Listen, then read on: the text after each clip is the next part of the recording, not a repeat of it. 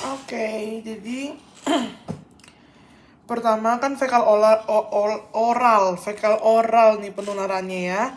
Jadi ketika kita makan atau minum atau memegang makanan minuman dengan tangan yang terkontaminasi hepatitis A atau HAV, maka ya HAV-nya akan masuk ke dalam tubuh kita lewat mulut, masuk ke saluran pencernaan, dia tahan terhadap pH asam, makanya dia lolos ke usus, diserap di usus halus, masuk ke sirkulasi portal pembuluh darah, lalu habis itu dia ke hepar. Sampai di hepar dia menginvasi hepatosit, lalu dia bereplikasi di hepatosit tersebut. Lalu yang hepatosit ini dia nggak lisis untuk mengeluarkan virus, tapi virus ini memang keluar kayak lewat kayak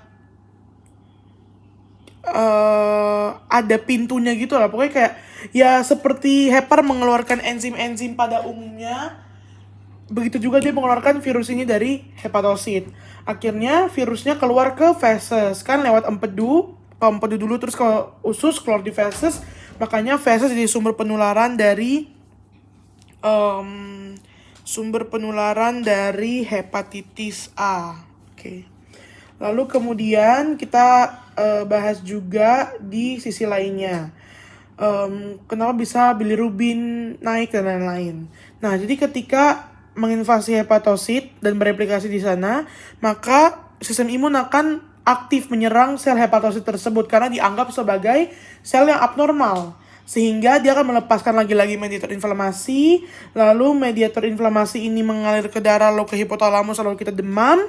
Lalu mediator inflamasi ini dia akan menyebabkan peradangan lokal pada sel hepar. Itu disebut dengan hepatitis. Lalu hepatitis ini yang akan membuat kita merasa nyeri tekan. Nah, lalu hepatitis juga akan menyebabkan namanya tadi sel heparnya rusak, berarti dia akan nekrosis. Kayak diserang-serang terus-terusan, akhirnya dia nekrosis.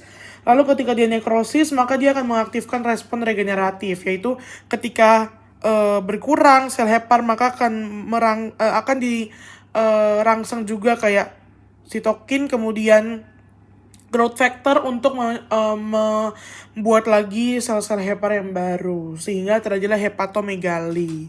Akhirnya hepatomegali ini juga bikin dia nyeri tekan. Kemudian karena nekrosis, maka sel-sel yang rusak akan melepaskan enzim ALT dan AST dari selnya, akhirnya dia di darah meningkat. Lalu kemudian kita bahas di fungsi heparnya, di mana ketika nekrosis, hepatositnya nekrosis, maka fungsinya akan menurun. Fungsinya kan banyak, ada fungsi untuk glikogenesis, ketika turun maka kita akan hipoglikemi. Lalu kemudian ketika fungsi hepar menurun, sintesis albumin dan juga faktor koagulasi menurun, sehingga dia akan mudah memar dan juga pendarahan ringan.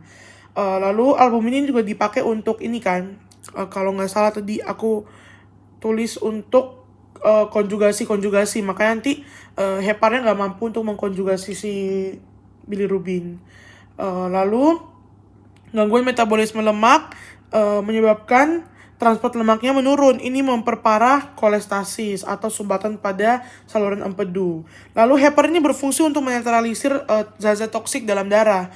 Ketika fungsi hepar menurun, maka hepar nggak mampu buat menetralisir zat toksik tersebut, sehingga zat toksik menumpuk dalam darah yang akhirnya mengaktifasi CTZ atau kemoreseptor T titik zone. Nah, itu pokoknya dia menyebabkan mual muntah.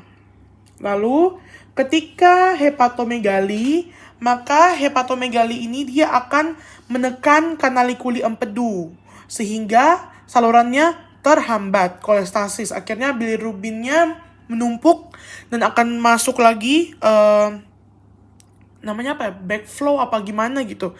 Itu masuk lagi ke darah, terus akhirnya jadi hiperbilirubinemia. Habis itu fesesnya pucat, karena kan kalau dari pathway-nya si bilirubin, dia harusnya keluar di usus jadi stercobilin kan. Nah, karena dia nggak ada yang keluar di usus, makanya fesesnya pucat.